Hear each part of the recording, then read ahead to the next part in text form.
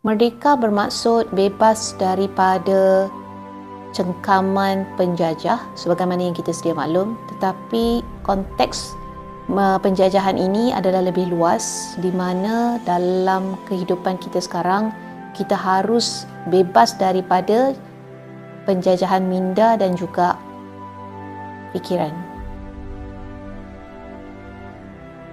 Adalah dengan memberi makna kepada bulan kemerdekaan, kibarkan jalur gemilang dengan rasa bangga sama ada pada kenderaan atau kibarkan juga di rumah, di premis-premis dan sebagainya. Tanda kita cintakan negara Malaysia yang tercinta. Kerana di sini lahirnya sebuah cinta.